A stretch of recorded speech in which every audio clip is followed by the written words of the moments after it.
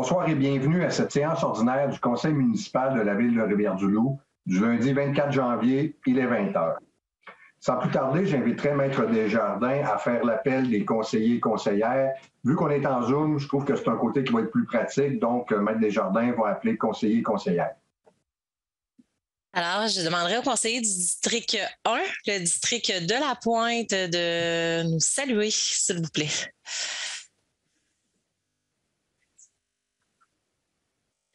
Votre micro, M. Thériault. Merci. Ah, le coup du micro. Carl Thériault présent. Sans plus tarder, dans le fond, le district 2, le district de La Plaine. Oui, bonjour. André Beaulieu présent. Je vous remercie, M. Beaulieu. Le district 3, le district de La Rivière. Édith Sanson présente. Bonsoir à tous. Je vous remercie, Mme Sanson. Le district 4, le district Fraserville. Bonsoir à tous. Chantal Amstad présente. Alors, merci, Mme Amstad. Le district 5, le district de Saint-Patrice. Bonsoir, Nelson Lepage présent. Et le district 6, le district de l'Estuaire. Oui, bonsoir. Steve Drapeau, présent. Bonne soirée. Alors, je mentionne également là, que M. Denis Lagacé, notre directeur général, est présent avec nous ce soir. Effectivement, merci. Bonsoir tout le monde. Bonne séance. Et nous avons également avec nous là, M. Thomas Ruet-Gagné, qui est notre directeur par intérim au service de l'urbanisme. Bonsoir, je vous souhaite une belle soirée. Merci, Maître Desjardins. Fait que je vais faire la lecture de l'ordre du jour. En 1, ouverture de la séance. En 2, adoption de l'ordre du jour. En 3, adoption des procès-verbaux des séances extraordinaires du 20 décembre 2021. En 4, dépôt de mise à jour de déclaration d'intérêt pécuniaire de membres du Conseil. En 5, résultat de la consultation écrite du règlement 2078, modifiant la réglementation d'urbanisme dans le cadre d'une procédure semestrielle de modification. En 6, résultat de la consultation écrite du règlement 2081, relatif au plan d'implantation et d'intégration architecturale, le PIA, des projets intégrés. En 7, déclaration de la greffière et adoption du règlement 2078-1, modifiant les règlements de zonage 1253 et de lotissement 1254, afin d'ajuster la réglementation d'urbanisme dans le cadre d'une procédure semestrielle de modification. En 8, excusez. C'est ça, excusez-moi. Adoption du projet de règlement 2078-2 modifiant le règlement de zonage 1253 et le règlement de lotissement 1254 afin d'ajuster la réglementation d'urbanisme dans le cadre d'une procédure semestrielle de modification. En 9, déclaration de la greffière et adoption du règlement 2080 relatif aux différents taux de taxation et compensation pour l'année 2022. En 10, déclaration de la greffière et adoption du règlement 2081 relatif au plan d'implantation et d'intégration architecturale PIA des projets intégrés. En 11, rapport de la greffière et décision du Conseil quant à la demande de dérogation mineure pour l'immeuble situé au 5 rue Louis-Philippe Lisotte. En 12, adoption de la liste des comités et commissions permanentes du Conseil datée du 18 janvier 2022. En 13, renouvellement de mandat au sein du comité consultatif d'urbanisme, le CCU. En 14, approbation d'un contrat de vente par la Ville à placement Canadac incorporé du lot 6 469 931. En 15, adoption du projet de contrat de cession à intervenir avec Promotion CC incorporé concernant l'acquisition par la Ville du lot 5 370 080. En 16, approbation du contrat à intervenir avec M. Lucien Dubé concernant la vente par la Ville du lot 6 456 160. En 17, approbation d'une entente à intervenir avec la compagnie Rona concernant l'entretien de la haie de cèdre. En 18, approbation d'un protocole d'entente pour la gestion des dispositions relatives aux arbres pour l'année 2022.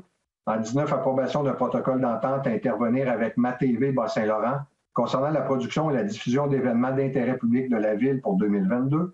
En 20, déclaration de non-conformité d'une soumission et adjudication d'un contrat pour le projet Biblio 2020-723, achat d'équipement RFID, Bibliothèque Françoise Bédard.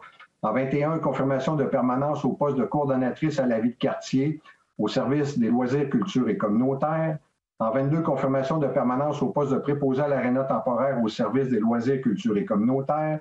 En 23, emprunt temporaire en attendant la perception des taxes foncières de 2022. En 24, dépôt de demande d'aide financière pour la réalisation du projet d'animation pêche en herbe. En 25, versement d'une somme à la Corporation Les Loisirs de Rivière-du-Loup pour assumer des dépenses de fonctionnement pour l'année 2022. En 26, versement d'une contribution financière de fonctionnement à la Corporation de gestion des terrains sportifs de la Commission scolaire de Rivière-du-Loup pour l'année 2022. En 27, versement d'une subvention de fonctionnement à la Corporation de l'aéroport de Rivière-du-Loup incorporée pour l'année 2022. En 28, approbation des comptes et salaires de décembre 2021 et janvier 2022. En 29, paiement des frais d'inscription et de repas à une formation sur la sécurité civile et la délégation de membres du Conseil.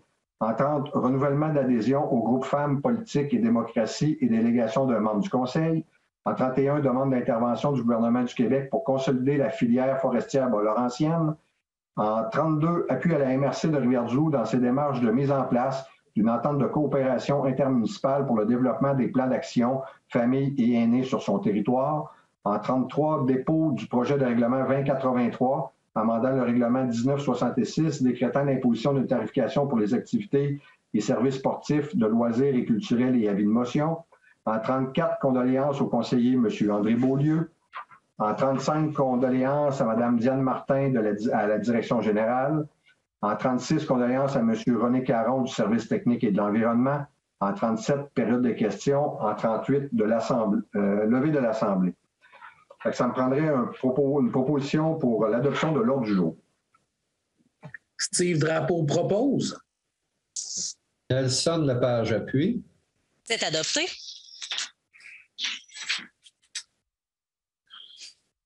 Merci. Au point 3, adoption des procès-verbaux des séances extraordinaires du 20 décembre 2021. Il est proposé et appuyé que ce Conseil adopte les procès-verbaux des séances extraordinaires du 20 décembre 2021 de 20h et de 20h30. André Beaulieu propose. Nelson Lepage appuie. C'est adopté. Point 4, dépôt des mises à jour de déclaration d'intérêt pécuniaire de membres du Conseil. Alors, la greffière, je dépose devant ce Conseil les mises à jour des déclarations des intérêts pécuniaires de la conseillère, Mme Édith Sanson, et du conseiller, M. Steve Drapeau. Merci. Bon, point 5. Écoutez, je vais prendre une petite gorgée d'eau parce que je pense que je suis parti pour un petit bout de temps. Bon. Fait que le point 5, c'est le résultat de la consultation écrite du règlement 2078, modifiant la réglementation d'urbanisme dans le cadre d'une procédure semestrielle de modification. Mesdames, Messieurs, membres du Conseil, la présente assemblée de consultation a pour but d'expliquer le projet de règlement d'urbanisme 2078 et de donner l'occasion aux auditeurs de s'exprimer sur le sujet. Le projet de règlement 2078 a été soumis à une période de consultation écrite qui s'est tenue du 5 au 24 janvier inclusivement. Si vous décidez commenter les dispositions du projet de règlement 2078, vous pouvez toujours le faire en contactant notre directeur général via son courriel à dg@ville-rdl.ca. En plus de la période de consultation écrite, l'Assemblée de ce soir a pour objectif de permettre aux citoyens de commenter, de poser des questions et d'exprimer par écrit, lettre ou courriel leur opinion. Si vous désirez commenter les dispositions du projet de règlement 2078, vous pourrez le faire dès maintenant en contactant notre directeur général via son courriel, je répète, dg@ville-rdl.ca. Ce projet de règlement est ce qu'on appelle un train semestriel de modification parce qu'il contient des ajustements cumulés depuis l'adoption du dernier train en juin 2021. Ce type de modification regroupant plusieurs adaptations a lieu 2 fois par année et est gratuit. Les personnes qui demandent de procéder à une modification en dehors de ces 2 périodes, soit l'hiver et l'été, doivent débourser les frais couvrant la publication des avis. La grande majorité des modifications présentes dans ce train ont été analysées par le comité consultatif d'urbanisme. Le Conseil a reçu les recommandations de ce comité et a ensuite décidé de leur acceptation ou de leur rejet. Si vous désirez commenter les dispositions, vous pourrez le faire tout de suite en contactant notre directeur général via son courriel qui est le dg@ville-rdl.ca. Ainsi, le règlement 2078 modifie le règlement de zonage 1253 de façon à, premièrement, rendre possible la construction d'une école sur la rue Alice-Savard est d'intégrer ce nouvel usage public à l'intérieur de la phase 6 du projet de développement Place Le Plateau. Dans le prolongement ouest des rues Stanislas Bell et Alice Savard. Il a fallu retravailler le découpage des zones. Les zones 10 MA, 10 PA et 107 RA ont été annulées. Elles ont été remplacées par l'agrandissement de la zone résidentielle 18 RB et la création d'une nouvelle zone publique, la 26 PB. Les usages publics relatifs à l'éducation, au parc et à la récréation extérieure ont été ajoutés à l'intérieur de la nouvelle zone 26 PB prévue pour l'école. Les normes minimales d'implantation sont les suivantes. Une marge de recul avant de 5 mètres, marge de recul arrière de 6 mètres, marge de recul latérale de 3 et 6 mètres. La hauteur minimale du bâtiment est de 5 mètres et sa superficie minimale au sol est de 40 mètres carrés. Les services de garde ont spécifiquement été autorisés à l'intérieur de la zone 18 RB voisine à l'école. Je ne sais pas si M. Luc est capable de montrer là, la carte qui se trouvait à la page 5. Dans le fond, on peut voir le zonage, qui était avant la modification, là, les zones 10 MA, 10 PA, 18 RB et 107 RA, ce que je vous disais tantôt, on les voit à l'écran. Ce qui va devenir après la modification, là, c'est ce qui est en bas. Dans le fond, c'est vraiment le secteur, là, on voit là, que la zone, dans le fond, c'est la 26 PB, c'est la zone où l'école va être située. Là. C'est dans le bas là, du petit carré qu'on voit l'annexe A, la réglementation 2078, mais on voit avant et après. Je ne sais pas si c'est clair à l'écran comme ça. Ça va pour ce point-là. Après ça, en 2, autoriser l'usage parc municipal et régional à l'intérieur de la zone 3, IA, située entre les rues Jeanne d'Arc et Dionne. Il s'agit de changements requis dans le cadre du projet du parc canin sur le site de l'ancien centre de tri de la société VIA. On voit là, qu'on est dans le secteur, là, pas loin de chez FF Souci. Dans le fond, ce qui était la société VIA, c'est là que le parc canin pourrait s'intégrer.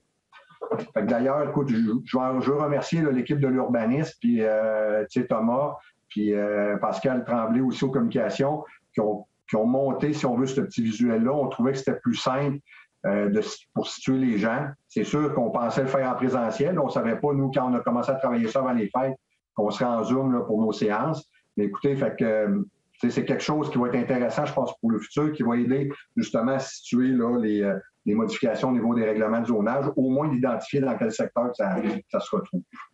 Le point 3, c'est autoriser les usages services de santé à l'intérieur de la zone publique 17 PB, située entre les rues Thibaudeau et Saint-Henri. Cette modification est requise dans le cadre du projet de la maison Lautny, qui prévoit l'utilisation de l'ancien presbytère de Saint-François-Xavier pour en faire un gîte pour les personnes autistes. On voit effectivement la zone 17 PB, on voit l'église Saint-François, et à côté de ça, on voit là, en plus petit, là, on voit vraiment le presbytère, ça va être pour toute cette zone-là. En 4, on a aussi autorisé l'usage d'habitations trifamiliales à l'intérieur de la zone mixte 1MA, située à l'intersection du boulevard Cartier et de la rue du Faubourg. On voit l'intersection, la rue 1MA, le zonage 1MA. En 5, autoriser l'usage d'habitations multifamiliales à l'intérieur de la zone commerciale résidentielle 9CR, située sur la rue Fraser entre la rue des Cerisiers et le boulevard de l'Hôtel de Ville. Dans le fond, c'est complètement à l'extrémité de la petite rue Fraser. Là. On se trouve en arrière à ce moment-là, pour vous situer, là, les Impact Ford, si on veut, c'est en arrière de ça, c'est dans ce secteur-là.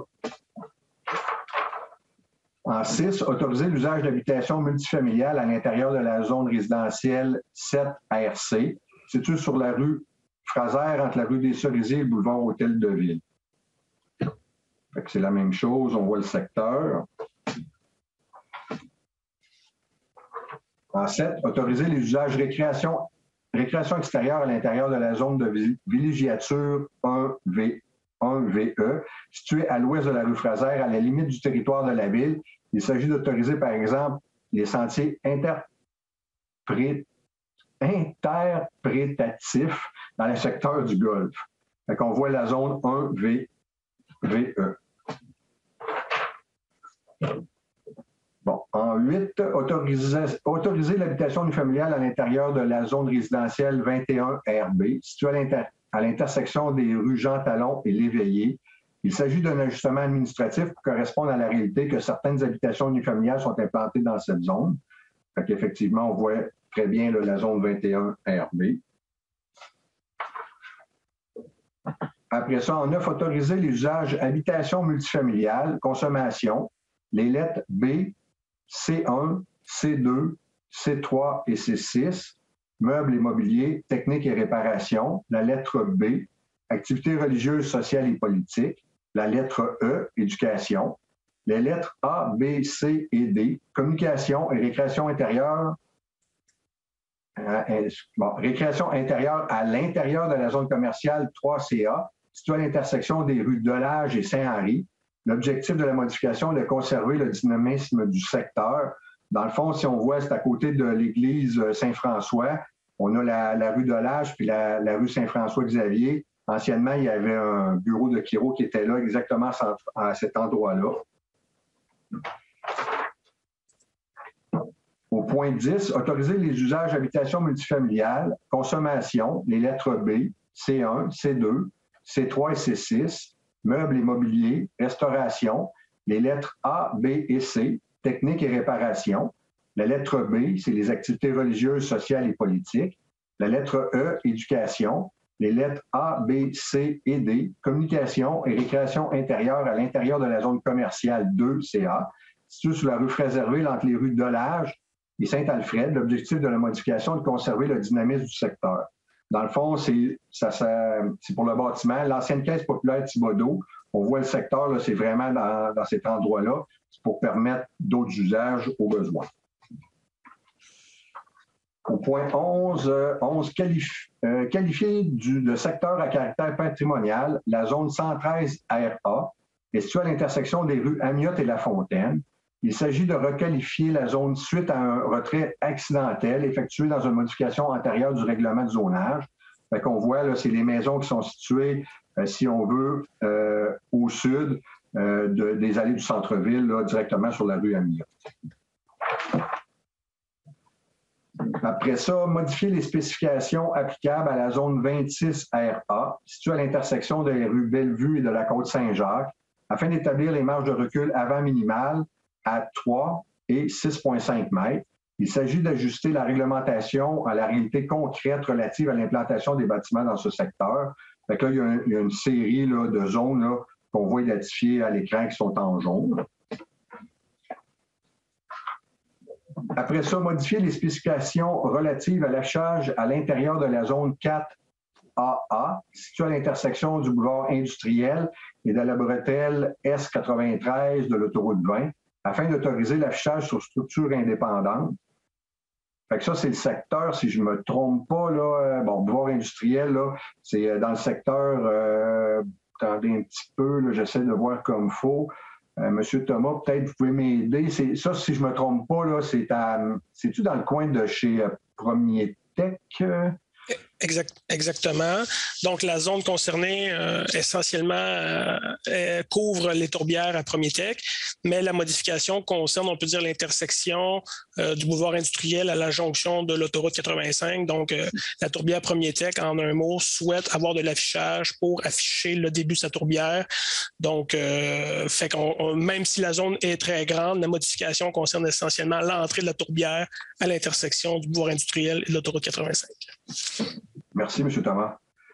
Après ça, modifier la terminologie relative aux conteneurs et aux projets intégrés.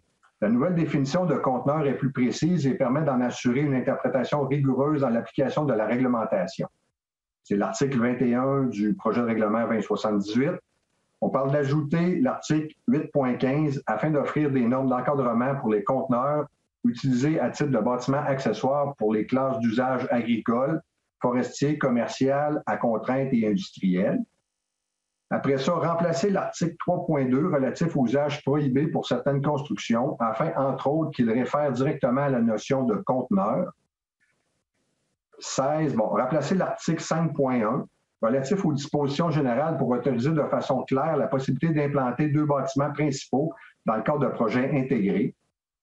ce qui se trouve être l'article 23 du projet de règlement 2078. Après ça, remplacer l'article 7.1.3 afin de faciliter l'aménagement des terrains lorsque ceux-ci sont adjacents à une bretelle d'autoroute, ce qui va être l'article 24 du projet de règlement 2078. Après ça, modifier l'article 10.1.4 relatif à la dimension des entrées charretières afin d'autoriser une largeur maximale de 30 mètres pour les usages administration publique. C'est l'article 26 du projet de règlement 2078. Après ça, on a modifié l'article 10.2.1 relatif aux dispositions générales sur le stationnement afin de ne plus exiger une distance minimale de 1 mètre entre tous les aires de stationnement de 5 véhicules et plus et de toute ligne de l'eau latérale et arrière de la zone 2MB. L'objectif est de faciliter l'entretien et l'aménagement des aires de stationnement au centre-ville. Dans le fond, là, on parle entre autres, là, c'est le stationnement là, où ce qui est l'atelier 5, là, à côté du restaurant Vanout, là, entre le bâtiment du Vanout et atelier 5, qui est monbureau.ca, là, c'est le stationnement qui est situé là. C'est l'article 27 du projet de règlement 2078. Après ça, on a modifié l'article 10.2.5 relatif au nombre de cases de stationnement afin d'exiger une case de stationnement par suite et non par chambre. Fait que ça, ben, c'est pour les hôtels. Des fois, on a une suite à 2 chambres, donc ça aurait pris 2 stationnements pour cette suite-là. Mais dans le fond, on veut y aller plus. C'est pas le nombre de chambres. La suite, on considère que ça peut être. Quelqu'un peut arriver, louer une suite, puis avoir juste un auto, puis être 4 personnes à bord. Fait que c'est moins restrictif parce que sinon, des fois, des suites à 2 ou 3 chambres, ça aurait pris, rien que pour cette suite-là, 3 stationnements qui fait un petit peu moins de sens. Fait que ça, c'est l'article 28 du projet de règlement 2078. En 21, modifier l'article 10.2.6 relatif à l'emplacement des aires de stationnement afin d'autoriser des largeurs d'allées de 7,5 mètres au lieu de 6 mètres pour les usages habitation unifamiliale isolée et jumelée, bifamiliale isolée et jumelée, bifamiliale et jumelée et maison mobile. Ça va dorénavant être l'article 29 du projet de règlement 2078. Après ça, modifier l'article 11.7.1 relatif à l'affichage afin d'autoriser les enseignes sur auvent en porte-à-faux ou posées à plat sur chaque façade des bâtiments situés dans les zones 1IA et 2CB qui possèdent une limite de terrain avec la Rivière-du-Loup. Fait que ça, là, c'est les terrains, puis M. Thomas pourra me corriger si je me trompe, mais c'est les bâtiments, entre autres, là, on peut parler du restaurant Saint-Hubert, de Pomerleau-les-Bateaux, de Prelco. Est-ce que c'est bien ça, M. Gagné? C'est très exact. OK, merci.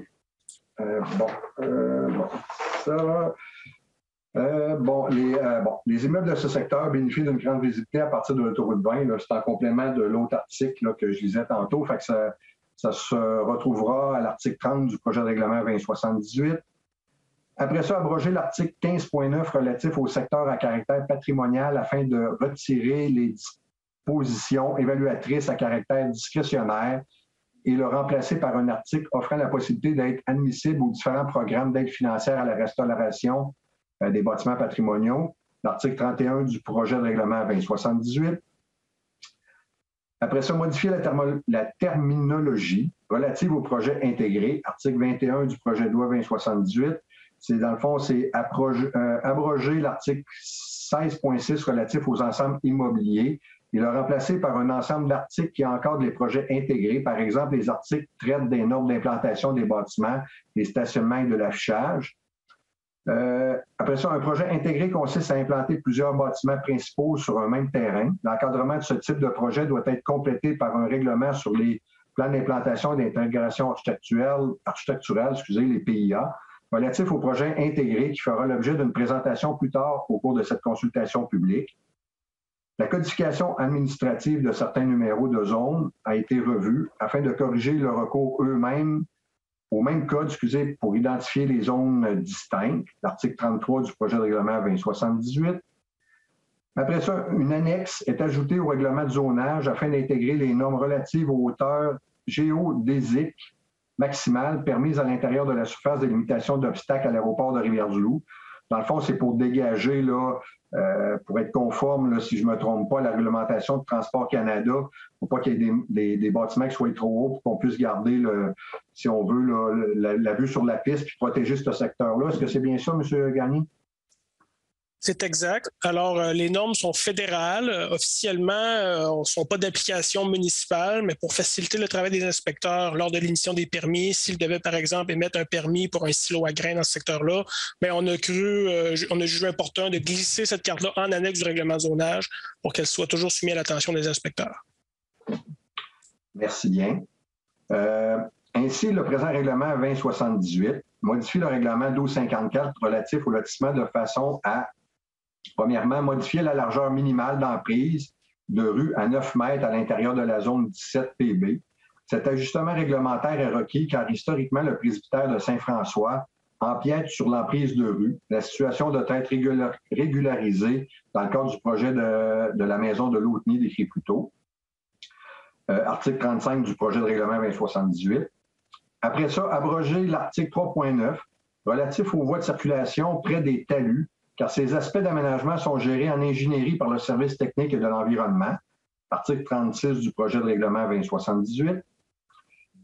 Après ça, on a abrogé l'article 4.9.2 relatif à la restriction et la prohibition des subdivisions verticales, car ces éléments sont gérés à partir du Code civil du Québec.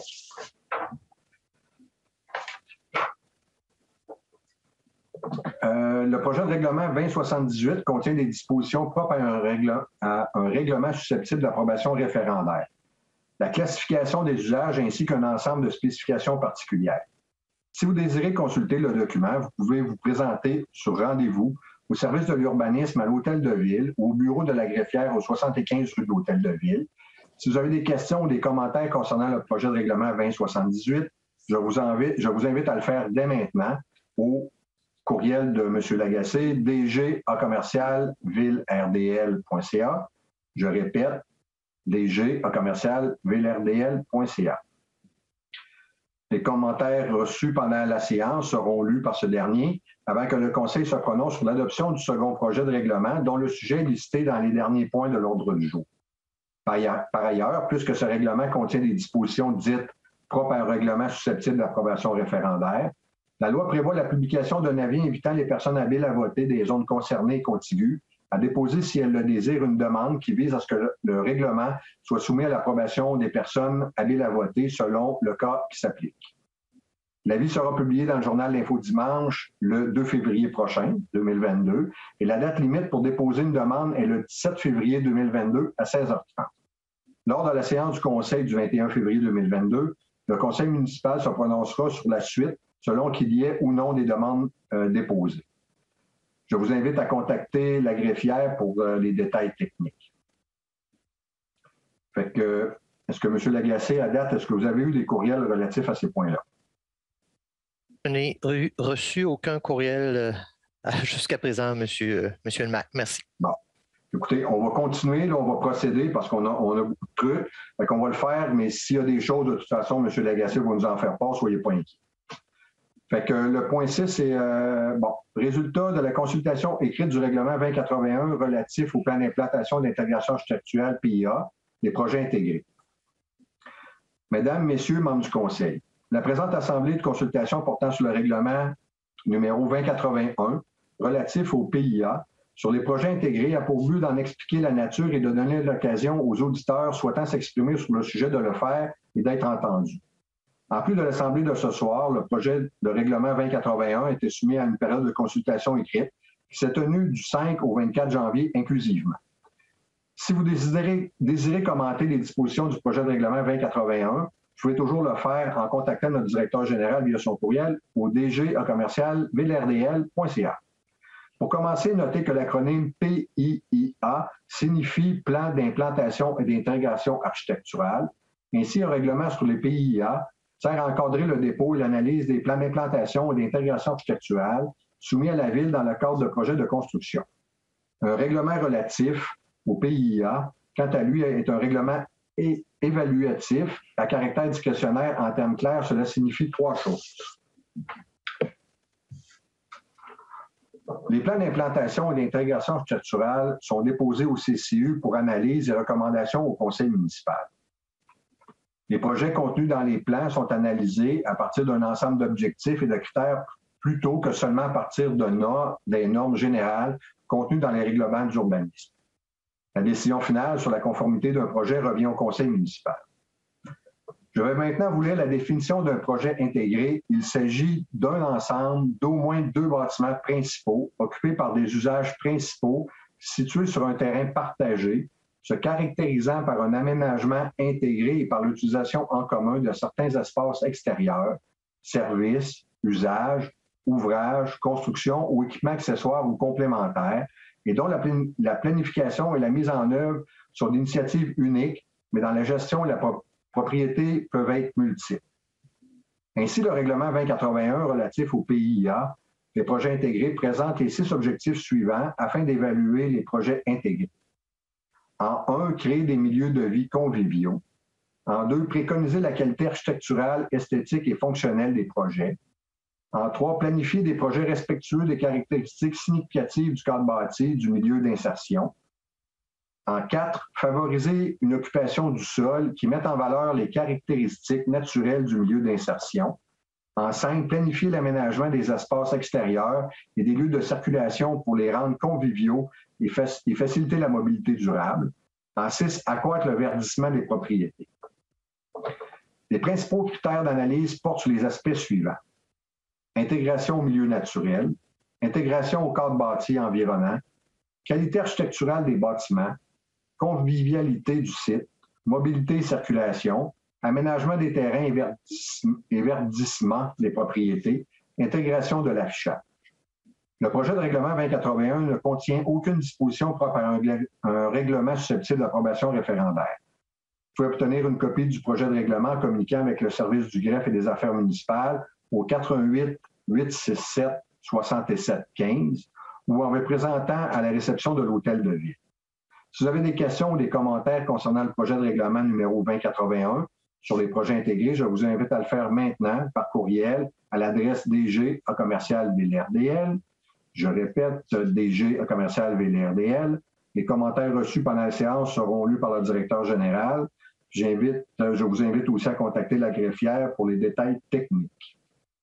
Monsieur Lagacé, avez-vous des commentaires? Je n'ai reçu aucun commentaire, Monsieur le maire. Merci. C'est bon. Fait qu'on va continuer le point 7, déclaration de la greffière à l'adoption du règlement 2078, modifiant le règlement de zonage 1253. Et 1253, excusez, 21, 22, bon... Attendez-moi 30 secondes, là, j'essaie juste de voir déclaration de la greffière d'adoption du règlement 2078 et de lotissement 1254 afin d'ajuster la réglementation d'urbanisme dans le cadre d'une procédure semestrielle de modification. Maître Desjardins. Oui, alors je déclare que le règlement 2078-1 modifie les règlements de zonage 1253 et de lotissement 1254 afin d'ajuster la réglementation d'urbanisme dans le cadre d'une procédure semestrielle de modification, à savoir 1. Il qualifie de secteur à caractère patrimonial la zone 113 RA située à l'intersection des rues Amiotte et La Fontaine. 2. Il modifie les spécifications relatives aux enseignes sur structures indépendantes à l'intérieur de la zone 4 AA, située à l'intersection du boulevard industriel et de la bretelle S93 de l'autoroute 20. 4. Il remplace l'article 5.1 relatif aux dispositions générales pour préciser qu'aucun bâtiment principal ne peut s'implanter au-dessus d'une servitude pour infrastructure d'utilité publique, qu'un seul bâtiment principal peut être érigé sur un terrain, sauf dans le cadre d'un projet intégré. Il modifie l'article 11.7.1 relatif à l'affichage afin d'autoriser les enseignes sur auvent en porte-à-faux ou posées à plat sur chaque façade des bâtiments situés dans les zones 1 IA et 2 CB et dont les limites bordent la rivière du Loup. 6. Il abroge l'article 15.9 relatif au secteur à caractère patrimonial afin de retirer les dispositions évaluatives à caractère discrétionnaire et le remplacer par un article offrant la possibilité d'être admissible aux différents programmes d'aide financière à la restauration des bâtiments patrimoniaux. 7. La codification administrative de certains numéros de zone a été revue afin de corriger le recours au même code pour identifier des zones distinctes. 8. Une annexe est ajoutée au règlement de zonage afin d'intégrer les normes relatives aux hauteurs géodésiques maximales permises à l'intérieur de la surface de limitation d'obstacles à l'aéroport de Rivière-du-Loup. 9. Il abroge l'article 3.9 relatif aux voies de circulation près des talus. 10. Il abroge l'article 4.9.2 relatif à la restriction et la prohibition de subdivision verticale. Le règlement 2078-1 ne contient aucune disposition propre à un règlement susceptible d'approbation référendaire et celui-ci est disponible pour consultation sur le site Internet de la Ville sous l'onglet « Services aux citoyens ». Vous pouvez en obtenir copie en communiquant avec le service du greffe et des affaires juridiques par téléphone au 418-867-6715 ou par courriel au greffe@ville-rdl.ca. Outre les coûts de préparation du règlement et de publication de l'avis requis par la loi pour son entrée en vigueur, ce dernier n'entraîne aucun frais additionnel pour le contribuable. Nous allons donc procéder à son adoption. Donc, attendu que ce Conseil peut adopter et modifier les règlements d'urbanisme en vertu de la loi sur l'aménagement et l'urbanisme suivant les dispositions qui s'appliquent. Attendu que ce Conseil juge opportun d'effectuer des ajustements à la réglementation d'urbanisme dans le cadre d'une procédure semestrielle de modification. Attendu l'avis de motion donné le 13 décembre 2021, attendu le contexte pandémique, l'Assemblée publique de consultation a été remplacée par une consultation écrite qui s'est déroulée du 5 au 24 janvier 2022 inclusivement, conformément à l'arrêté ministériel 2021-054 du 16 juillet 2021 et à l'avis public le 5 janvier 2022. Attendu qu'à la suite de cette consultation, ce Conseil ne désire apporter aucun changement aux dispositions proposées dans le projet de règlement. Attendu que le projet de règlement ne contient aucune disposition susceptible d'approbation référendaire, en conséquence, il est proposé et appuyé que ce Conseil adopte le règlement numéro 2078-1 du 24 janvier 2022, modifiant le règlement de zonage 1253 et le règlement de lotissement 1254 adopté le 28 août 2000 afin d'ajouter la réglementation d'urbanisme dans le cadre d'une procédure semestrielle de modification. J'aurais besoin d'un proposeur et d'un adopteur. André Beaulieu propose. Nelson Lepage appuie.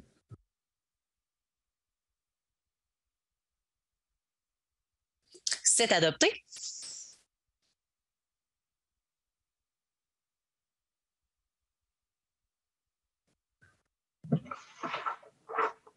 J'ai eu un petit bug, tout avait disparu. Je ne sais pas si ça a fait pareil de votre côté. Non, moi, ça a été correct. Ouais, j'ai comme sorti du Zoom, puis ça a rentré. Fait que, écoutez, j'ai manqué peut-être un petit bout, fait que c'était adopté, le point 7. OK. Bon, point 8, adoption du projet de règlement 2078-2, modifiant le règlement de zonage 1253 et le règlement de lotissement 1254 afin d'ajuster la réglementation de l'urbanisme dans le cadre d'une procédure semestrielle de modification. Alors, M. Lagacé, est-ce que vous avez reçu des commentaires concernant le 2078-2? Pas de micro, M. Lagacé. Je n'ai pas reçu aucun commentaire par courriel. Puis effectivement, on a eu des petits problèmes. Là. Je viens de réaccepter M. Thériault dans la rencontre Zoom. Alors, on s'excuse s'il y a eu des plaisirs des réunions en ça, là. En Zoom. C'est ça. Bon, nous allons donc procéder à l'adoption du règlement 2078-2. Donc, attendu que ce Conseil peut adopter et modifier des règlements d'urbanisme en vertu de la loi sur l'aménagement et l'urbanisme suivant les dispositions qui s'appliquent.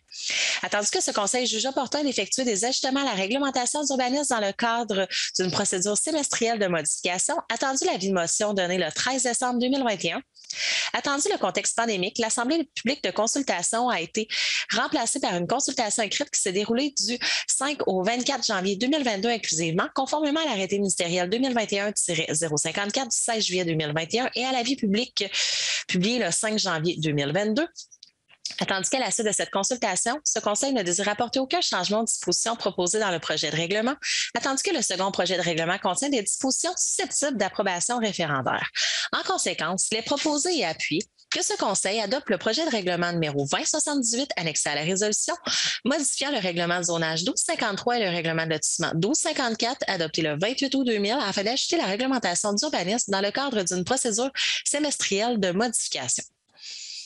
Ontario propose. Oh, je m'excuse. Nelson Lepage propose. André Beaulieu appuie. C'est adopté.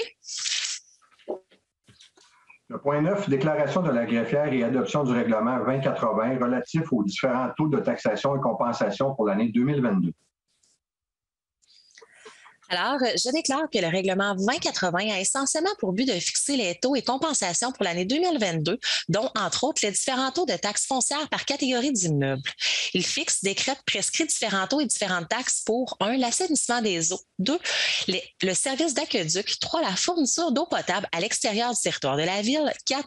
Les services d'égout et de vidange des fosses septiques, 5. Le service de collecte, de transport et d'élimination, le traitement de déchets domestiques, matières résiduelles et matières organiques, le financement du service de la dette des différents emprunts et en cours, 7. Les services municipaux pour différents types d'immeubles et de compensation tenant lieu des taxes versées par le gouvernement.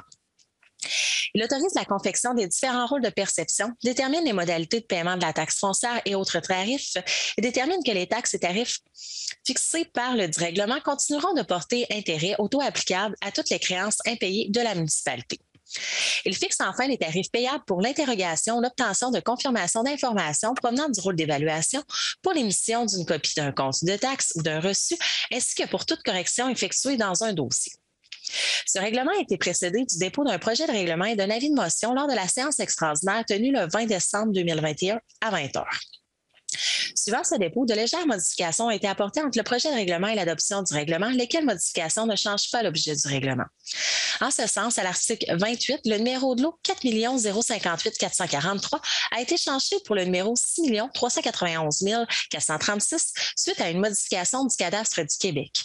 Une correction a été apportée à l'article 38 où les mots « ou preuve de paiement » ont été ajoutés. Également, certaines références à des articles ont été corrigées, soit à l'article 12, la référence à l'article 13 a été modifiée pour l'article 10. À l'article 18, la référence à l'article 18 a été modifiée pour l'article 17. À l'article 39, la référence à l'article 37 a été corrigée pour l'article 36. Enfin, le titre de l'article 40 a été modifié pour remplacer les mots « paiement électronique » par le mot « transaction » et le texte du dit article a été modifié pour qu'on puisse lire toute correction effectuée dans un dossier au lieu de la correction d'une erreur suite au paiement électronique. Le règlement 2080 est disponible pour consultation sur le site Internet de la Ville sous l'onglet « Services aux citoyens ». Vous pouvez en obtenir copie en communiquant avec le service du greffe et des affaires juridiques par téléphone au 418-867-6715 ou par courriel au greffe@ville-rdl.ca.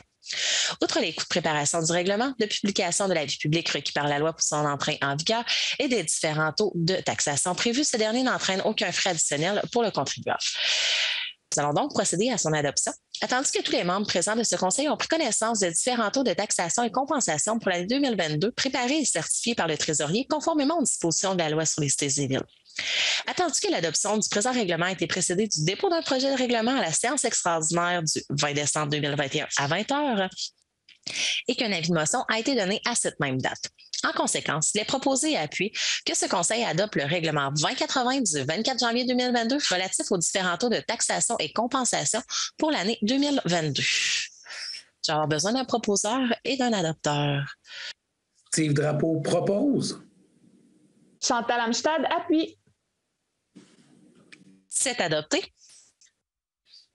Le point 10, excusez, là, mais moi j'en perds des bouts, je ne sais pas. Là, ça fait 2 fois que je suis déconnecté du Zoom. J'en reviens, puis en tout cas. Bon, 10, déclaration de la greffière et adoption du règlement 2081 relatif au plan d'implantation et d'intégration architecturale PIIA des projets intégrés. Donc, je déclare que le règlement 2081 dote la réglementation d'urbanisme de la Ville de Rivière-du-Loup de nouvelles dispositions pour mieux encadrer le dépôt et l'analyse de plans d'implantation et d'intégration architecturale soumis à la Ville dans le cadre de projets intégrés. Pour ce faire, il inclut les 6 objectifs suivants. Créer des milieux de vie conviviaux, préconiser la qualité architecturale, esthétique et fonctionnelle des projets, planifier des projets respectueux des caractéristiques significatives du cadre bâti du milieu d'insertion, favoriser une occupation du sol qui mette en valeur les caractéristiques naturelles du milieu d'insertion, planifier l'aménagement des espaces extérieurs et des lieux de circulation pour les rendre conviviaux et faciliter la mobilité durable, accroître le verdissement des propriétés. Le règlement 2081 ne contient aucune disposition propre à un règlement susceptible d'approbation référendaire. Celui-ci est disponible pour consultation sur le site Internet de la Ville sous l'onglet « Services aux citoyens » où vous pouvez en obtenir copie en communiquant avec le service du greffe et des affaires juridiques par téléphone au 418-867-6715 ou par courriel au greffe@ville-rdl.ca. Outre les coûts de préparation du règlement et de publication de l'avis public requis par la loi pour son entrée en vigueur, ce dernier n'entraîne aucun frais additionnel pour le contribuable. Nous allons donc procéder à son adoption. Attendu que le Conseil peut adopter ou modifier des règlements d'urbanisme en vertu de la loi sur l'aménagement et l'urbanisme, suivant les dispositions qui s'appliquent, attendu que ce Conseil juge opportun d'adopter un nouveau règlement relatif au plan d'implantation et d'intégration architecturale, PIA, afin d'évaluer la qualité des projets intégrés, attendu qu'un projet de règlement a été déposé et adopté lors de la séance ordinaire du 13 décembre 2021 et qu'un avis de motion a été donné au cours de la même séance. Attendu le contexte pandémique, l'Assemblée publique de consultation a été remplacée par une consultation écrite qui s'est déroulée du 5 au 24 janvier 2022 inclusivement, conformément à l'arrêté ministériel 2021-054 du 16 juillet 2021 et à l'avis public publié le 5 janvier 2022. Attendu qu'à la suite de cette consultation, ce Conseil ne désire apporter aucun changement aux dispositions proposées dans le projet de règlement. En conséquence, il est proposé et appuyé que ce Conseil adopte le projet de règlement.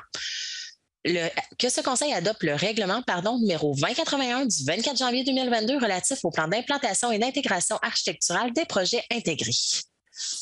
Nelson Lepage propose. Charles Thériault appuie. C'est adopté. Merci. Le point 11, rapport de la greffière et décision du Conseil quant à la demande de dérogation mineure pour l'immeuble situé au 5 rue Louis-Philippe Lisotte. Alors, je vais vous faire rapport conformément à l'article 2.1.3 du règlement 1259-2 relatif aux dérogations mineures concernant la demande de dérogation mineure présentée par Mme Joanne Gagnon pour la propriété située au 5 rue Louis-Philippe Lisotte en regard de l'empiètement du bâtiment principal dans la marge de recul latérale. Ainsi, en vertu des règles édictées par l'arrêté ministériel 2021-054 du 16 juillet 2021, l'Assemblée publique de consultation a été remplacée par une consultation écrite d'une durée de 15 jours. Suivant l'avis public publié dans le journal Info Dimanche le 5 janvier 2022 annonçant la consultation écrite du 5 au 24 janvier inclusivement, je confirme n'avoir reçu aucun commentaire. Puis à date, M. Lagacé, avez-vous reçu des commentaires, des courriels, quelque chose? Absolument rien concernant ce sujet-là, Monsieur le maire. Merci. Ça marche. Maître Desjardins, on peut continuer. Oui, parfait. Donc, attendu qu'aucun commentaire n'a été transmis quant à la demande de dérogation mineure de Mme Joanne Gagnon, propriétaire de l'immeuble résidentiel situé au 5 rue Louis-Philippe Lisotte, afin de régulariser le recul du bâtiment principal implanté sur le lot 3 750 076 du cadastre du Québec, circonscription foncière du Témiscouata, et faisant partie de la zone 74 RA. Attendu que la requérante désire que ce Conseil accorde une dérogation mineure quant à l'implantation du bâtiment principal, localisé à 0,83 mètres de la ligne latérale de propriété au point le plus rapproché. Attendu qu'en vertu du règlement de zonage 1253, le bâtiment principal devrait être implanté à une distance minimale de 1,5 mètre de la ligne latérale, puisque les marges latérales applicables à la zone 74 RA sont de 1,5 et 2 mètres et qu'en conséquence, la dérogation demandée équivaut à une réduction de la distance de 0,67 mètres par rapport à la ligne latérale de propriété, comme démontré au certificat de localisation. Attendu que tous les membres présents de ce Conseil déclarent avoir pris connaissance de l'avis du comité consultatif d'urbanisme du 23 novembre 2021, recommandant de façon unanime d'accepter la demande de dérogation, attendu que la demande de dérogation respecte les objectifs du plan d'urbanisme, est conforme aux dispositions des règlements de zonage, de lotissement et de construction ne faisant pas l'objet de la demande de dérogation mineure et est conforme aux dispositions du Code civil du Québec. Attendu que le propriétaire est de bonne foi. Attendu qu'après l'analyse, cette demande de dérogation ne porte pas atteinte à la jouissance des propriétaires voisins de leur droit de propriété. En conséquence, il est proposé et appuyé que ce Conseil accepte la demande de dérogation mineure pour l'immeuble situé au 5 rue Louis-Philippe Lisotte, faisant partie de la zone 74 RA, les propriétés de Mme Joanne Gagnon, afin de conformer l'implantation à une distance de 1,5 mètre de la ligne latérale, correspondant à une réduction de la distance de 0,67 mètre par rapport à la ligne latérale de propriété, comme démontré au certificat de localisation. Que copie de cette résolution soit adressée à Mme Gagnon conformément aux dispositions de l'article 2.1.4 du règlement 1259-2 relatif aux dérogations mineures de la ville de Rivière-du-Loup. André Beaulieu propose. Sanson appuie. C'est adopté. Point 12, adoption de la liste des comités et commissions permanentes du Conseil datée du 18 janvier 2022. Il est proposé et appuyé que ce Conseil adopte la liste des comités et commissions permanentes du Conseil datée du 18 janvier 2022 annexée à la résolution et nomme les conseillers et fonctionnaires désignés à titre de représentants du Conseil pour siéger au sein de ces divers comités, commissions, corporations et organismes mentionnés. Que le maire soit autorisé à siéger au sein de tous les comités et toutes les commissions permanentes du Conseil et y a droit de vote. Que les dépenses réellement encourues par les membres du Conseil pour siéger au sein de ces divers comités, commissions, corporations et organismes soient remboursées sur présentation de pièces justificatives, que cette résolution modifie et remplace à toute fin que de droit la résolution numéro 443-2021 du 22 novembre 2021 sur le même sujet. Chantal Amstad propose. Steve Drapeau, appuie. C'est adopté. Juste un petit point d'information. Essentiellement, dans le fond, là, c'est la liste des comités et commissions permanentes. Ça se retrouve sur le site de la Ville, mais il y a eu comme 2 modifications. Dans le fond, c'est que comme maire, j'ai été nommé là, pour siéger à la TREM du Bas-Saint-Laurent, qui est la table régionale des élus municipaux du Bas-Saint-Laurent. Puis on a aussi nommé M. Gérald Tremblay, là, qui est le directeur du service technique et de l'environnement, qui va être sur le conseil d'administration de la SEMER, en remplacement de M. Jean-Jacques Mainville, qui était conseiller. Puis d'ailleurs, à ce propos, je veux remercier M. Mainville, là, qui a continué son mandat au sein du conseil d'administration de la SEMER, même s'il avait terminé son mandat de conseiller. Si on veut, moi, en octobre, quand j'ai été assermenté, j'avais demandé à M. Mainville de pouvoir continuer là, quelques mois, le temps que je puisse prendre connaissance un petit peu du dossier.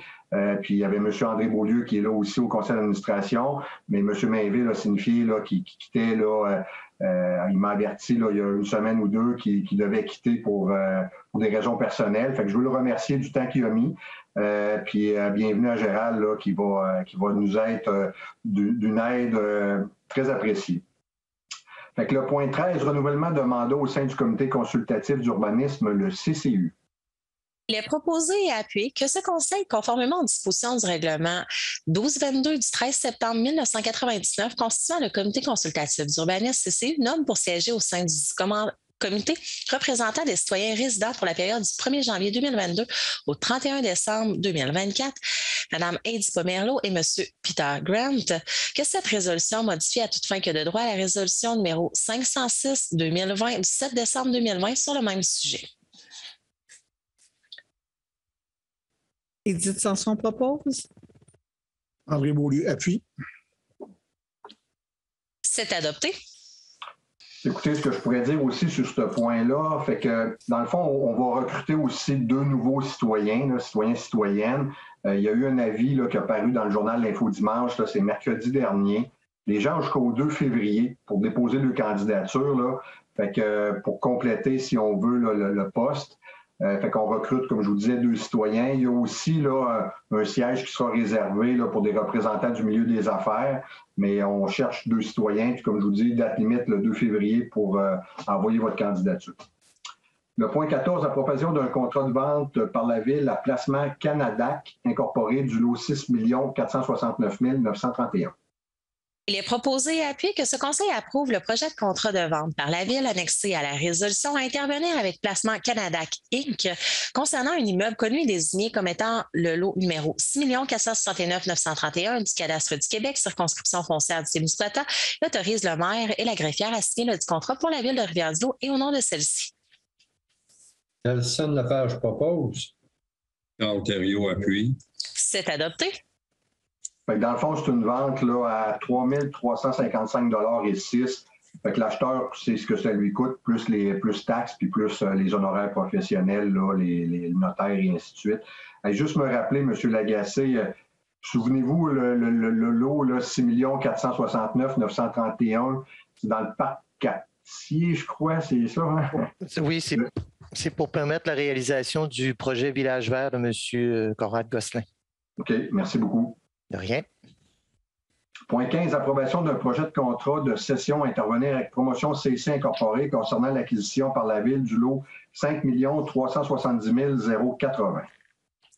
Il est proposé et appuyé que ce Conseil approuve le projet de contrat de cession annexé à la résolution à intervenir avec Promotion CC Incorporée concernant l'acquisition par la Ville du lot 5 370 080 du cadastre du Québec, circonscription foncière du Témiscouata, à site de la rue Agnès Giguère, et autorise le maire et la greffière à signer le contrat pour la Ville de Rivière-du-Loup et au nom de celle-ci.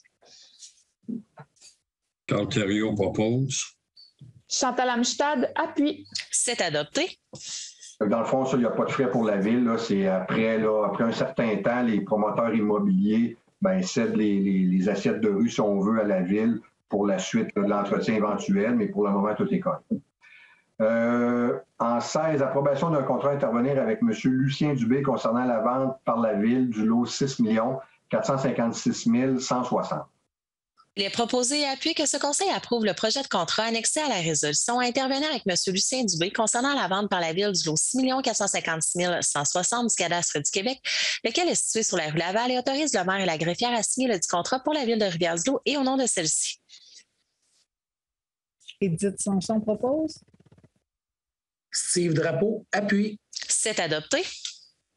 Dans le fond, cette transaction-là, dans le but, là, c'est, si vous vous souvenez bien, en tout cas, il y avait eu un incendie là, au 41 rue Laval.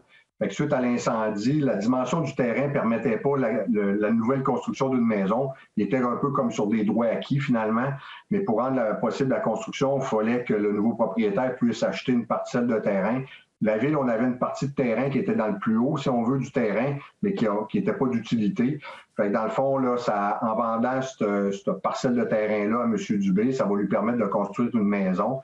Fait que le prix de vente est de 9 060,98 $ plus taxes, plus frais de notaire qui sont bien évidemment aux frais de l'acheteur. En 17, approbation d'une entente à intervenir avec la compagnie Rona concernant l'entretien de la haie de cèdre. Il est proposé et appuyé que ce conseil approuve l'entente STE 2021-12-06 annexée à la résolution relative à l'entretien de la haie de cèdre appartenant à la compagnie Rona située au 30 rue du Carrefour à Rivière-du-Loup et autorise le directeur du service technique et de l'environnement à signer la dite entente pour la ville de Rivière-du-Loup et au nom de celle-ci.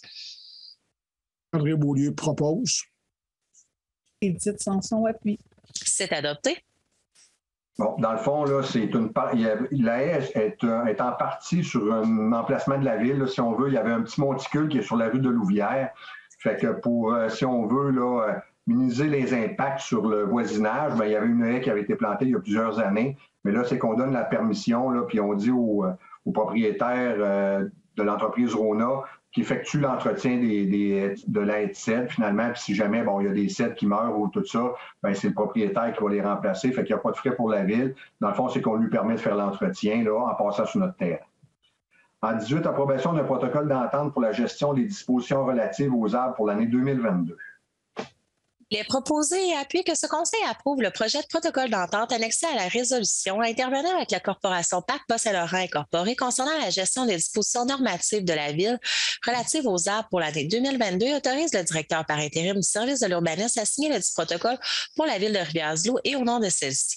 Désigne conformément à l'article 147 du Code de procédure pénale Mme Annabelle Casey et M. Robert Gagnon et William Grenier de la corporation à titre de personnes responsables de l'application des dispositions réglementaires et normatives de la ville relative aux arbres et les autorise à délivrer un constat d'infraction pour une infraction à une loi, un règlement, une résolution, une ordonnance du Conseil relativement à toutes les dispositions concernant les arbres sur son territoire et en vertu desquelles la ville de Rivière-du-Loup est poursuivante.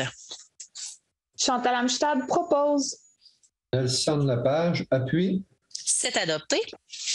Dans le fond, c'est un achat de banque d'heures. Si on veut, on a acheté une banque d'heures de 500 heures.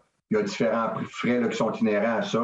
Fait que dans le fond, c'est pour un total de 23 100 $ plus taxes. Mais comme je vous dis, c'est une banque d'heures de 500 là, qu'on a acheté.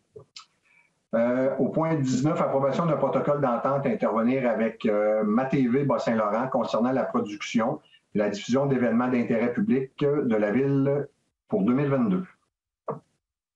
Attendu que l'entente de diffusion des séances du conseil municipal sur MaTV Bas-Saint-Laurent est échue depuis la fin de l'année 2021. Attendu que ce conseil juge opportun de renouveler cette entente aux conditions stipulées au projet d'entente pour une durée d'1 an, sortie d'une option pour une année supplémentaire aux mêmes conditions. Attendu que les dispositions de l'article 573.3 alinéa 8 de la loi Cézéville qui stipule que les articles 573, 573.1 et 573.3.0.2 en matière d'adjudication de contrat ne s'appliquent pas à un contrat dont l'objet vise, entre autres, la fourniture de services par un fournisseur qui, dans le domaine des communications, est en situation de monopole. En conséquence, il est proposé et appuyé que ce Conseil approuve le protocole d'entente annexé à la résolution intervenant avec MaTV Bas-Saint-Laurent concernant la production et la diffusion de séances du Conseil municipal pour une durée d'1 an assortie d'une année d'option aux mêmes conditions, spécifiant les termes pour la diffusion des séances du Conseil municipal au tarif de base de 575 taxes en su, ainsi que les termes pour autres activités d'intérêt public et autorise le directeur du service des communications à signer le protocole pour la ville de Rivière-du-Loup et au nom de celle-ci. Steve Drapeau propose. Nelson Lepage appuie. C'est adopté. En gros, là, c'est pour la diffusion justement des séances du Conseil public. C'est un bloc de 2 heures. Fait que c'est 575 plus taxes. C'est pour la séance de 2 heures. À chaque tranche supplémentaire de 30 minutes, ça coûte 75 de plus de l'heure plus taxes, de la demi-heure plus taxes. Au point 20, déclaration de non-conformité d'une soumission et adjudication d'un contrat pour le projet Biblio 2020-723, achat d'équipement RFID, Bibliothèque Françoise Bédard. Tandis que les critères contenus au document d'appel d'offres Biblio 2020-723, achat d'équipement RFID, Bibliothèque Françoise Bédard. Attendu que suite à l'ouverture des soumissions, 2 soumissions ont été déposées pour le projet. Attendu qu'à la suite de l'analyse de la soumission du plus bas soumissionnaire, soit APTQ Incorporé, plusieurs irrégularités ont été constatées. Attendu que les irrégularités constatées à l'attestation d'intégrité déposée avec la soumission de APTQ Incorporé, attendu que le soumissionnaire devait obligatoirement déposer avec sa soumission le nom de 3 municipalités ayant acquis le système proposé et qu'aucune municipalité n'a été citée avec sa soumission. Attendu qu'après enquête, il s'avère que APTQ Incorporé n'a procédé à aucune installation dans des bibliothèques publiques municipales, attendu qu'un processus d'équivalence était prévu au document d'appel d'offres, lequel mentionnait que les équivalences seraient acceptées par addenda et qu'aucun soumissionnaire ne s'est prévalu du processus d'équivalence. Attendu que APTQ Incorporé a omis de fournir les fiches techniques des équipements proposés lors du dépôt de sa soumission. Attendu que d'autres irrégularités ont été constatées dans la soumission d'APTQ Incorporé, notamment mais non limitativement l'absence de mention quant à l'imprimante et à la production de reçus, dimension des équipements non conformes et plus précisément l'absence de démonstration de compatibilité avec le système déjà en place, notamment le système CIGB. Attendu que le soumissionnaire devait faire la démonstration au moment du dépôt de sa soumission de la compatibilité de sa technologie proposée avec la technologie en place à la Bibliothèque municipale Françoise Bédard, attendu que APTQ Incorporé n'a pas fait cette démonstration de conformité de ses équipements proposés, attendu que la deuxième soumission, soit celle de Bibliothéca Canada Incorporé, est conforme en tout point aux exigences techniques des documents d'appel d'offres. En conséquence, il est proposé et appuie que ce Conseil déclare la soumission de APTQ Incorporé non conforme à raison des irrégularités mineures et majeures ci-dessus mentionnées dans le cadre du projet Biblio 2020-223, achat d'équipement RFID Bibliothèque Françoise Bédard, accepte sous la recommandation de la bibliothécaire la soumission de Bibliothéca Canada Incorporé au montant de 97 760,20 taxes en su selon les taux contenus au bordereau de prix pour le projet Biblio 2010-723, achat d'équipement RFID Bibliothèque Françoise Bédard et autorise la bibliothécaire à signer tous les documents requis à cet effet pour la ville de Rivière-du-Loup et au nom de celle-ci. Nelson Lepage propose. Chantal Amstad appuie. C'est adopté. Juste comme petit point d'information, l'entreprise APTQ est située à Lévis. Sa soumission là, était de 59 535 plus taxes. Mais malheureusement, là, comme il est dit dans la résolution, il y avait différents points qui faisaient qu'on ne pouvait pas accepter cette soumission-là. C'est pour ça que ça a été donné à Bibliotheca Canada. Puis cette entreprise-là est située là, dans la région d'Ottawa. Point 21, confirmation de permanence au poste de coordonnatrice à la vie de quartier au service des loisirs, culture et communautaires. Attendu que la période de probation de Mme Marianne Caron arrive à échéance, attendu que le rapport d'évaluation complété par la gestionnaire des équipements et au programme communautaire du service des loisirs, culture et communautaires démontre que cette dernière répond à l'ensemble des critères d'évaluation et qu'elle a atteint le niveau d'adaptation requis pour occuper les responsabilités liées au poste de coordonnatrice à la vie de quartier. Attendu que la période de probation accomplie permet de confirmer qu'elle a atteint le niveau d'exigence technique et comportementale adéquat pour remplir les devoirs de sa fonction et de ses responsabilités. En conséquence, il est proposé et appuyé que ce Conseil, sous la recommandation de la directrice du service de ressources humaines, confirme la permanence de Mme Marianne Caron à titre de coordonnatrice à la vie de quartier du service des loisirs, culture et communautaires en date du 19 janvier 2022, conformément aux dispositions de la Convention de travail du personnel cadre et de soutien de la Ville de Rivière-du-Loup. Edith Sanson propose. Chantal Amstad appuie. C'est adopté. Madame Caron, effectivement, sera rémunérée à l'échelon 7 de la classe 2 de l'entente des cadres. Son salaire sera à 34,99 $ pour une prestation de service de 40 heures semaine. On sait que les cadres, là, des fois, ils font plus que ça, mais c'est l'équivalent à rémunérer à 40 heures semaine. Fait que bienvenue, Marianne. Ça fait déjà plusieurs années qu'elle est avec nous, puis effectivement, elle fait un excellent travail. Point 22, confirmation de permanence au poste de préposé à l'aréna temporaire au service des loisirs, culture et communautaires. Attendu que la période de probation de M. Dominique Caron arrive à échéance, attendu que le rapport d'évaluation complété par le gestionnaire au programme et équipement sportif, services et loisirs, culture et communautaire démontre que ce dernier répond à l'ensemble des critères d'évaluation et qu'il a atteint le niveau d'adaptation requis pour occuper les responsabilités liées au poste de préposé à l'aréna temporaire. Attendu que la période de probation accomplie permet de confirmer qu'il a atteint le niveau d'exigence technique et comportementale adéquat pour remplir les devoirs de sa fonction et de ses responsabilités. En conséquence, il est proposé et appuyé que ce conseil, sous la recommandation de la directrice du service des ressources humaines, confirme la permanence de M. Dominique Caron à titre de préposé à l'aréna temporaire au service des loisirs, culture et communautaire, conformément aux dispositions de la Convention collective du syndicat des employés municipaux de Rivière-du-Loup, CSM, division loisirs. Nelson Lepage propose. Charles Thériault appuie. C'est adopté. Pour ce point-là, contrairement aux ententes cadres qu'on peut divulguer, les salaires. Bien, pour un employé syndiqué, là, on ne peut pas les divulguer. Là, fait que c'est d'ordre, si on veut, privé. Là, fait que ça suit la convention collective. Puis effectivement, là, je ne pourrais pas vous dire le salaire de M. Caron, mais bienvenue effectivement aussi à M. Caron là, dans l'équipe de la Ville. 23, emprunt temporaire en attendant la perception des taxes foncières de 2022. Il est proposé et appuyé qu'en attendant la perception des taxes foncières pour l'année 2022, ce conseil autorise le trésorier à procéder à l'emprunt d'une somme de 4 millions de dollars au fonds de roulement remboursable en un seul versement, au plus tard le 4 mars 2022. Steve Drapeau propose. Nelson Lepage appuie. C'est adopté. Merci. Point 24, dépôt de demande d'aide financière pour la réalisation du projet d'animation Pêche en herbe. Il est proposé et appuyé que ce conseil autorise le gestionnaire au programme et équipement sportif à déposer une demande d'aide financière dans le cadre de l'organisation de la Fête de la pêche été 2022, volet encensement, auprès du ministère des Forêts, de la Faune et des Parcs du Québec et une autre demande d'aide financière auprès de la Fondation de la Faune pour la réalisation du projet d'animation Pêche en herbe. Il autorise à signer tous les documents requis à cet effet pour la Ville de Rivière-du-Loup et au nom de celle-ci. Edith Sanson appuie, c'est-à-dire propose, je m'excuse. Nelson Lepage appuie. C'est adopté. Merci. Bon, généralement, là, on parle d'un investissement d'à peu près 2 000 $. Il y a 1 000 $ qui vient du ministère, puis 1 000 $ qui vient de la Ville là, pour la fête de la pêche qu'on fait plus tard au mois de mai-juin, dans ce temps-là. Point 25, versement d'une somme à la Corporation Les Loisirs de Rivière-du-Loup pour assumer des dépenses de fonctionnement pour l'année 2022. Il est proposé et appuyé que ce conseil autorise le trésorier à verser une somme de 91 062,88 $ à la Corporation Les Loisirs de Rivière-du-Loup afin qu'elle assume les dépenses d'animation et de gestion des équipements et infrastructures communautaires de quartier pour l'année 2022. André Beaulieu propose. Nelson Lepage appuie. C'est adopté.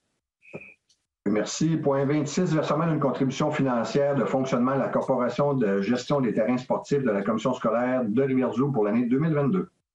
Il est proposé et appuyé que ce conseil autorise le trésorier à verser une somme de 60 000 $ à titre de contribution financière de fonctionnement pour l'année 2022 à la Corporation de gestion des terrains sportifs de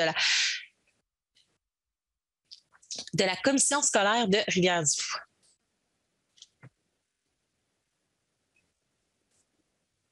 Steve Drapeau propose. Chantal Amstad appuie. C'est adopté. Merci. Point 27, versement d'une subvention de fonctionnement à la Corporation de l'aéroport de Rivière-du-Loup incorporée pour l'année 2022. Il est proposé et appuyé que ce conseil autorise le trésorier à verser une subvention de fonctionnement d'un montant de 200 200 950 taxes sensibles à la Corporation de l'aéroport de Rivière-du-Loup incorporée, remboursable en 2 versements égaux de 100 475 les 4 mars et 3 juin 2022. Ontario propose. Édith Sanson appuie. C'est adopté. Merci. Point 28, approbation des comptes et salaires de décembre 2021 et janvier 2022. Il est proposé et appuyé que tous et chacun des comptes et salaires mentionnés à la liste de décembre 2021, totalisant un montant de 5 813 839,67 et la liste des comptes à payer de janvier 2022 au montant de 5 907 899,33 soit approuvés et payés et que le maire et le trésorier soient autorisés à certifier à cette fin les listes totalisant un montant de 11 721 739. André Beaulieu propose. Steve Drapeau appuie. C'est adopté. Bon, en fin de compte, au niveau des listes des chèques à ratifier, des comptes à payer, là, pour décembre 2021, on avait un montant de 1 666 499,53. Puis pour janvier 2022, là, pour la partie de janvier, on a un total là, de 5 907 899,33. On a comme 3 périodes de paye. Paye 24, 25 et 26, qui fait un total de 1 616 588,14. On a donné en capital au service de la dette 2 206 000, puis en intérêt 324 752 pour un total de 2 530 et 52, ce qui nous fait effectivement un total, là, si on veut, pour décembre 2021 de 5 813 839,67. Et pour janvier 2022, 5 907 899,33 pour un grand total de 11 721 739. Le point 29, paiement des frais d'inscription et de repas à une formation sur la sécurité civile et délégation de membres du Conseil. Il est proposé et appuyé que ce conseil autorise le trésorier à verser une somme de 375 taxes sensibles à Sécurité civile Landry à titre de paiement des frais d'inscription et de repas de la formation Introduction à la sécurité civile d'une durée de 4 heures et laquelle participeront les conseillères, Mesdames Édith Sanson et Chantal Amstad, ainsi que le conseiller M. Carl Thériault. Nelson Lapage propose. Steve Drapeau appuie. C'est adopté. Point 30, renouvellement d'adhésion au groupe Femmes, Politique et Démocratie et délégation d'un membre du Conseil. Il est proposé et appuyé que ce conseil autorise le trésorier à verser une somme de 150 au groupe Femmes, Politique et Démocratie à titre de paiement des coûts du renouvellement d'adhésion et délègue à titre de représentante de la Ville la conseillère Mme Édith Sanson. Chantal Amstad propose. Carl Thériault appuie. C'est adopté. Merci. Point 31, demande d'intervention du gouvernement du Québec pour consolider la filière forestière bas-laurentienne. Attendu l'importance de la filière forestière pour le développement social et économique du Bas-Saint-Laurent et l'occupation dynamique de son territoire. Attendu que le Bas-Saint-Laurent a toujours été un précurseur dans le déploiement de stratégies d'aménagement sylvicole novatrices et performantes qui ont largement contribué à la prospérité économique du Québec. Attendu que le Bas-Saint-Laurent compte 50 de la forêt privée sur son territoire, que cette dernière fournit en moyenne 20 de la totalité des bois de forêt privés mobilisés au Québec à chaque année, attendu que ces forêts privées sont réparties sur l'ensemble du territoire qui couvre 8 MRC comptant 114 municipalités sur plus de 22 000 km², attendu les impacts importants de l'épidémie de la tordeuse des bourgeons de l'épinette qui ravage les forêts du Bas-Saint-Laurent, alors que les superficies affectées ont cru de 23 dans la dernière année, passant de 1 316 999 hectares à 1 621 860 hectares entre 2020 et 2021. Attendu que la région du Bas-Saint-Laurent, 79 des superficies des forêts privées ont subi au moins une défoliation depuis 2012 et que d'importantes superficies ont atteint un seuil de défoliation cumulative montrant des signes de mortalité. Attendu la concentration actuelle de l'épidémie dans les forêts de l'Est de la région, attendu l'urgence d'intervenir dans les zones les plus touchées par l'épidémie pour récupérer les bois qui seraient autrement perdus et conséquemment d'engager une part de plus grande importance des budgets d'aménagement pour effectuer cette récupération et la remise en production de ces sites, tandis que des sommes octroyées dans le cadre de programmes existants ne suffisent pas pour, à la fois et en même temps, récupérer et remettre en production les peuplements affectés et réaliser les autres travaux d'aménagement de la stratégie d'aménagement régional, à savoir les éclaircies commerciales de plantation et le jardinage des érablières. Attendu que cette situation diminuera de façon drastique la capacité de mobilisation des bois du Bas-Saint-Laurent, puisque les volumes produits dans le cadre des travaux sylvicoles passeront de 253 mètres cubes en 2019-2020 à 652 mètres cubes en 2023-2024. Attendu l'importance d'assurer un approvisionnement constant, prévisible, suffisant et de qualité aux industriels de la région, attendu que les travaux d'aménagement représentent une part importante des activités économiques des producteurs, travailleurs et entrepreneurs forestiers de la région et que leur réduction entraîne déjà des pertes importantes pour eux. Attendu que la diminution des activités d'aménagement a un effet démobilisateur sur les producteurs, la main-d'œuvre et les entrepreneurs forestiers, à un moment où il est primordial pour ce secteur de demeurer attractif et où le Bas-Saint-Laurent déploie un projet pilote unique au Québec sur la rémunération des travailleurs forestiers de 3,5 millions pour justement assurer la rétention et le recrutement de cette main-d'œuvre, attendu que selon une étude réalisée en 2020 par la firme PricewaterhouseCoopers, chaque dollar investi dans l'industrie forestière rapporte 150 % en taxes et redevances perçues par le gouvernement, tout en soutenant l'occupation dynamique du territoire. Attendu la nécessité de maintenir des travaux d'aménagement de la forêt privée malgré l'épidémie qui sévit pour protéger les investissements faits depuis 50 ans par l'État québécois.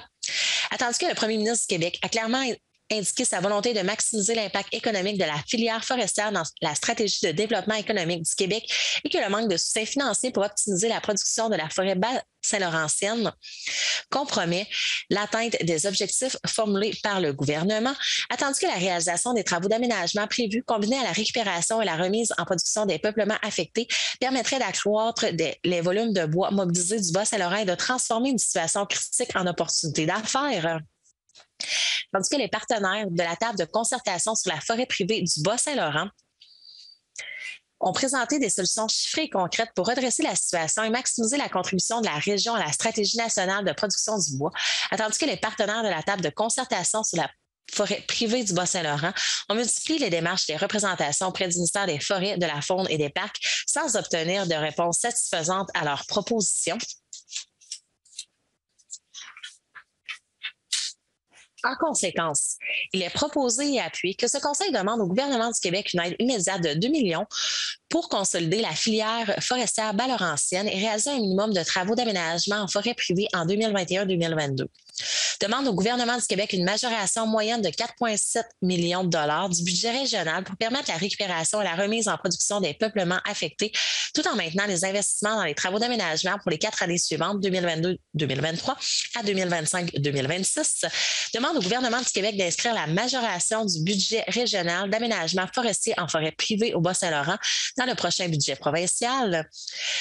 Transmettre copie de la présente résolution au premier ministre du Québec, M. François Legault, au ministre des Forêts, de la Faune et des Parcs, M. Pierre Dufour, à la ministre responsable de la région du Bas-Saint-Laurent, Mme Caroline Proulx, aux députés provinciaux du Bas-Saint-Laurent, M. Pascal Bérubé, M. Harold Lebel, M. Denis Tardy et Mme Marie-Ève Proulx, à la table régionale des élus municipaux du Bas-Saint-Laurent et aux partenaires de la table de concertation sur la forêt privée du Bas-Saint-Laurent. Alors, Nelson Lapage propose. Chantal Amstad appuie. C'est adopté. Dans le fond, là, c'est une demande là, de la table régionale des élus du Bas-Saint-Laurent. Là, mais c'est ça, toutes les municipalités du coin vont faire le même travail, si on veut. On sait qu'il y a une problématique avec la tordeuse d'épinette, puis on pense que le ministre fait un peu la sourde oreille, fait que c'est pour ça qu'ils ont demandé un appui. Fait qu'on on considère effectivement que la forêt privée bas-laurentienne, c'est important. Fait que c'est pour ça qu'on fait cette démarche-là aussi. Point 32, appui à la MRC de Rivière-du-Loup dans ses démarches de mise en place d'une entente de coopération intermunicipale pour le développement des plans d'action famille et aînés sur son territoire. Attendu que la MRC de Rivière-du-Loup a pris connaissance du guide de l'intention des organismes concernant le volet 4 soutien à la coopération intermunicipale du Fonds régional et ruralité. Attendu que la MRC de Rivière-du-Loup souhaite présenter un projet pour conclure une nouvelle entente de coopération intermunicipale pour soutenir le déploiement des politiques familiales et aînées de notre territoire dans le cadre de l'aide financière. Attendu que plusieurs municipalités appuient la démarche de notre MRC visant le dépôt de projet de la MRC de Rivière-du-Loup. Attendu que la majorité des municipalités de la MRC appuient cette démarche et s'engagent à participer au projet de coopération intermunicipale pour la mise en œuvre des plans d'action famille et aînés et assumer, s'il y a lieu, une partie des coûts. En conséquence, il est proposé et appuyé que la Ville de Rivière-du-Loup appuie le dépôt du projet de la MRC de Rivière-du-Loup dans le cadre du programme de soutien à la vitalisation et la coopération intermunicipale volet 4 du Fonds Région et Ruralité et désigne la MRC de Rivière-du-Loup à titre de responsable du projet visant à mettre en place une entente de coopération intermunicipale pour le développement des plans d'action famille et aînés sur son territoire, appuie la demande d'aide financière déposée par la MRC de Rivière-du-Loup auprès du ministère des Affaires municipales et de l'Habitation dans le cadre du programme de soutien à la vitalisation et à la coopération intermunicipale volet 4 du Fonds Région et Ruralité. Édith Sanson propose. Charles Thériault appuie. C'est adopté. Merci. Le point 33, dépôt du projet de règlement 2083, amendant le règlement 1966, décrétant l'imposition d'une tarification pour les activités et services sportifs, de loisirs et culturels et avis de motion. Le conseiller, M. Steve Drapeau. Monsieur le maire, membre du conseil, attendu l'article 356 de la loi sur les cités et villes, chapitre C19, je dépose devant ce conseil le projet de règlement 2083, amendant le règlement 1966 du 26 novembre 2018, décrétant l'imposition d'une tarification pour les activités et services sportifs, de loisirs et culturels, et donne avis de motion qu'à une prochaine séance de ce conseil, je présenterai le dit projet de règlement pour adoption. Le projet de règlement 2083 est disponible auprès du service du greffe et des affaires juridiques et sur le site Internet de la Ville sous l'onglet « Services » et la section « Services aux citoyens ». Merci, M. le maire. Merci, M. Drapeau. En 34, condoléances au conseiller M. André Beaulieu. Il est proposé et appuyé que ce conseil transmette ses plus sincères condoléances à M. André Beaulieu, conseiller du district de la Plaine, ainsi qu'à sa conjointe et aux membres des familles Rioux et Beaulieu à la suite du récent décès de sa mère, Mme Jeannette Rioux. Steve Drapeau propose. Chantal Amstad appuie. C'est adopté. Merci. Point 35, condoléances à Mme Diane Martin de la direction générale. Il est proposé et appuyé que ce conseil transmette ses plus sincères condoléances à Mme Diane Martin, adjointe administrative à la direction générale, ainsi qu'aux membres des familles Martin et Mignot à la suite du récent décès de son père, M. Charles Martin, autrefois employé du service des loisirs, culture et communautaire. Édith Sanson propose. Nelson Lepage appuie.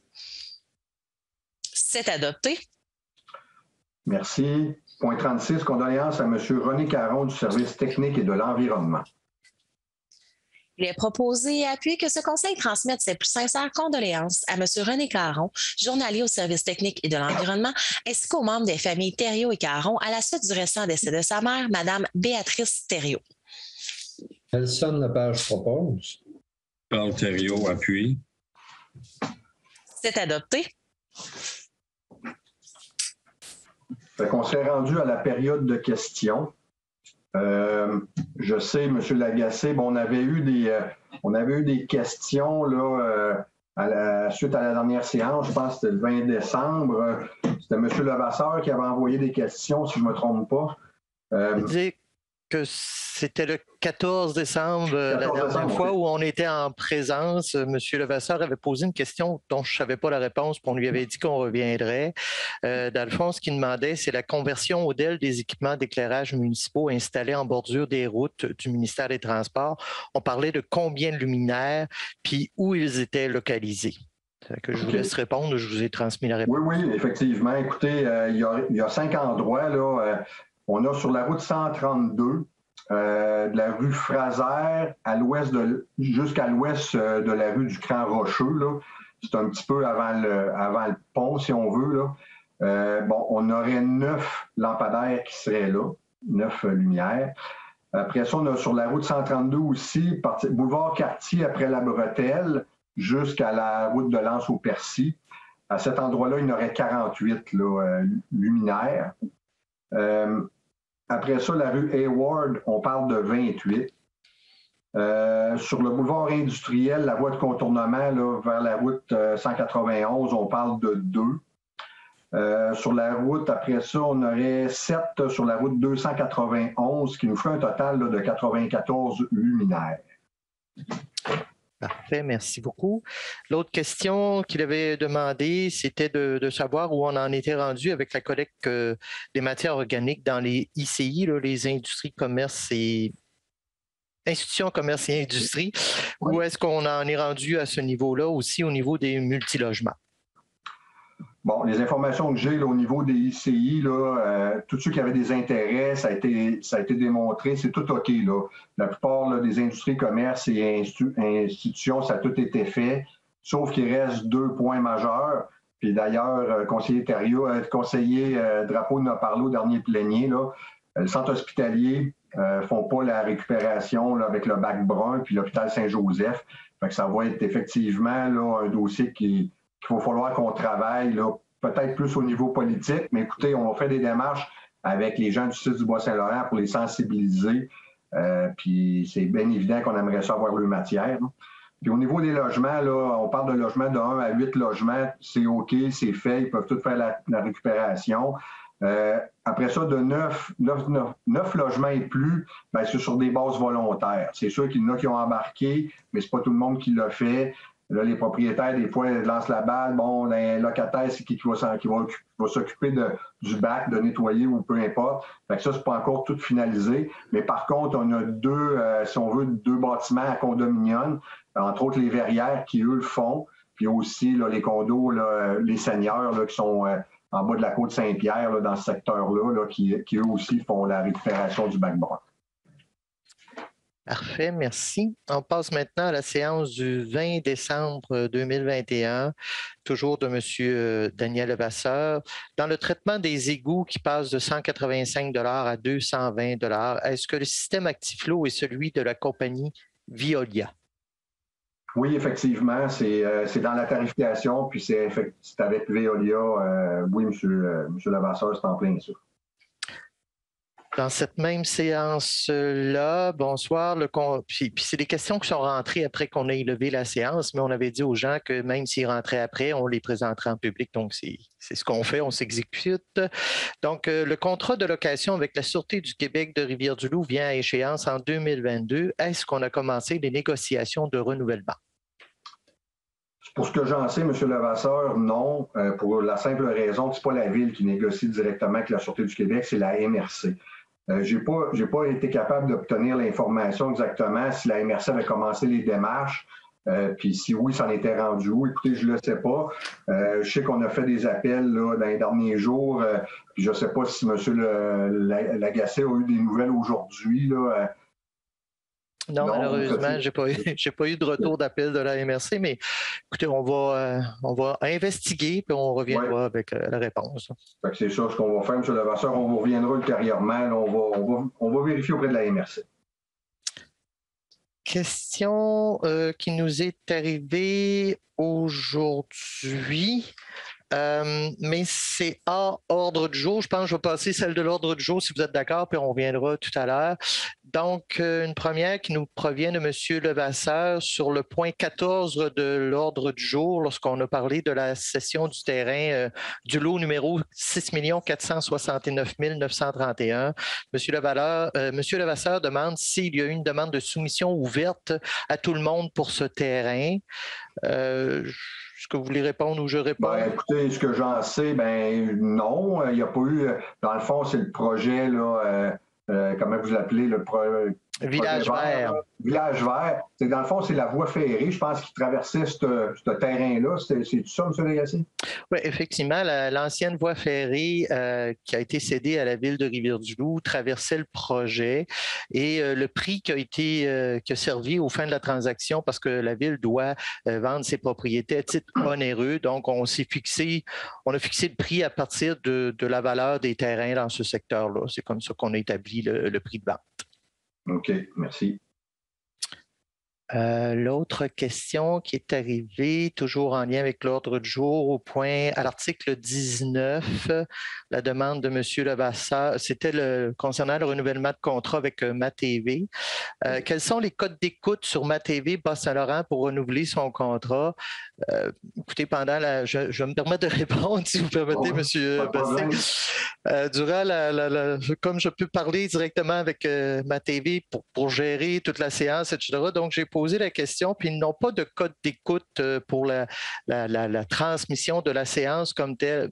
Par contre, j'aimerais préciser que quand on a fait le sondage de satisfaction des citoyens par rapport à la ville de Rivière-du-Loup, sur les 492 répondants, 34 % avaient mentionné suivre régulièrement la séance du conseil sur MaTV. Fait que ça donne une idée. On peut dire qu'à peu près le tiers des gens suivent de façon régulière ou non les séances du conseil sur MaTV. Ça fait le tour des questions concernant l'ordre du jour. On en a reçu ce matin 3 de la part de M. Roger Plante. Je vais vous lire la première question. La Ville a jusqu'au 30 avril 2022 pour refaire son plan d'urbanisme et le rendre conforme au nouveau schéma d'aménagement de la MRC adopté le 30 avril 2020. Est-ce que les travaux sont bien en cours pour respecter le délai légal et qui coordonne ces travaux? Bien, écoutez, la personne qui coordonne les travaux, c'est le directeur par intérim au service là, de l'urbanisme. C'est M. Thomas Ruet-Gagné qui coordonne ça. Effectivement, nous, ce qu'on va faire, on va demander un délai là, à la ministre responsable pour la mise à jour du plan. Présentement, on est en démarche pour engager une firme là, pour accompagner notre équipe là, justement pour la réalisation du plan d'urbanisme. Parce que vous comprendrez qu'au cours des dernières années, il y a quand même eu beaucoup de va-et-vient au niveau du service. Bon, qu'on avait engagé M. Thomas Ruet-Gagné, c'était entre autres pour venir le faire. Puis là, il s'est retrouvé seul. Fait qu'écoutez, si on veut vraiment se rendre à bout, là, puis il y a tellement de projets qui arrivent à la Ville qu'à un moment donné, essayer de faire ça entre 2, 3 projets, là, à un moment donné, tu commences un peu, tu tombes sur d'autres choses. Fait que là, on s'enligne pour le faire par une firme qui va le faire de A à Z. Mais bien évidemment, suite aux consultations, on a fait des consultations aussi, puis on va aller en concordance avec ce qu'on a, mais c'est sûr qu'on va travailler ça avec une firme. Ça, c'est l'objectif qu'on a pour le faire le plus rapidement possible. Fait que c'est à peu près la réponse que je pourrais donner à ce moment-ci. Juste peut-être pour préciser, M. Bastille, que la loi permet effectivement là, de demander des délais à la ministre responsable des Affaires municipales à cet effet-là. L'autre question, c'est le rôle d'évaluation du 435 rue La Fontaine indique une valeur de terrain de 123 700 $ et de la maison de 127 100 $. Est-ce que la Ville a déjà reçu dans les dernières années une demande de révision de la valeur foncière compte tenu de la détérioration alléguée du bâtiment et des entrées d'eau? Bien, écoutez, moi, l'information que j'ai prise à travers ça, c'est qu'il y a des éléments dans votre question, là, M. Plante, qui demanderaient effectivement de vous adresser là, à notre greffière parce que c'est des choses qui seraient de nature confidentielle. Fait qu'il faudrait faire une demande d'accès à l'information, puis je vous invite là, à communiquer avec le service du greffe à ce moment-là. Parfait. Puisque le propriétaire a changé fréquemment, on parle toujours du 435 rue La Fontaine, donc puisque le propriétaire a changé fréquemment, combien la Ville a-t-elle perçu de taxes de bienvenue dans les 10 dernières années? On parle des droits de mutation immobiliers. On a perçu pour 4 585 $ et 66 sous au cours des 10 dernières années. Et la dernière question, le mauvais entretien des bâtiments, qui est en 2 parties, là, le mauvais entretien des bâtiments patrimoniaux comme l'église Saint-François et la maison patrimoniale du 435 rue La Fontaine est un problème récurrent à Rivière-du-Loup. Quand la Ville va-t-elle adopter et appliquer un règlement sur l'occupation et l'entretien des bâtiments exigés par l'adoption du projet de loi 69 pour mieux protéger son patrimoine bâti? Effectivement, il y aura un règlement qui sera adopté en fonction justement des prescriptions contenues dans la loi. C'est ce qu'on va faire. Écoutez, je ne sais pas si vous pouvez compléter ou M. Thomas, là, mais c'est vraiment, là, on va adopter ça avec les prescriptions qui sont contenues dans la loi en moment opportun. Là. C'est sûr qu'il y a plusieurs démarches à faire. Entre autres, l'urgence, c'est de faire l'inventaire du bâtiment, patrimoine bâti conformément à la loi pour que ce soit expédié à la MRC, puis ensuite au ministère de la Culture. La loi prévoit, et de mémoire, c'est jusqu'en 2025 pour qu'une ville puisse adopter le dit règlement. Puis M. Rouet-Gagné pourra me corriger si je fais des gaffes ou si je dis des niaiseries, là. Mais à ce que j'en sais, il me fait un sourire, donc ça doit être correct, j'imagine. Mais écoutez, on n'a pas intérêt, je pense, à laisser traîner ce dossier-là. C'est des nouvelles obligations que l'on devra rencontrer, puis je pense que notre priorité pour l'instant, c'est vraiment le plan d'urbanisme, les règlements accessoires qui suivent ça. On a plusieurs projets, vous en avez parlé tout à l'heure, dans la machine administrative qui demandent une gestion plus, comment je dirais ça, plus rapide, mais effectivement, c'est quelque chose qu'on va devoir traiter le plus rapidement en fonction de nos ressources financières et humaines disponibles pour traiter tout ça. Dernière partie de cette question-là, en laissant le toit de l'église couler, la ville se rend-elle coupable de négligence? Grande question, hein? C'est sûr qu'on trouve ça malheureux, mais on ne se sent pas coupable de ça. Écoutez, on n'est pas propriétaire de ce bâtiment-là. C'est sûr qu'on a eu plusieurs demandes, mais outre ça, là, on trouve ça bien plate, mais moi, en tout cas, personnellement, je ne me sens pas coupable de ça, M. Plante. Je n'ai plus de questions, M. Bastille, pour l'instant, mais si les gens veulent m'en transmettre encore durant le petit tour de table, ben, c'est toujours possible. Oui. dg@commercial-ville-rdl.ca. Merci. Bien, ça marche, effectivement. On va faire un tour de table, fait que ça va donner l'occasion aux gens, là, s'ils veulent vous écrire, sans problème. Fait qu'écoutez, je vais y aller comme de mémoire, là, comme qu'on est à la salle du conseil, là. Je commencerai avec Mme Édith Sanson. Je ne sais pas si vous avez des choses à nous partager.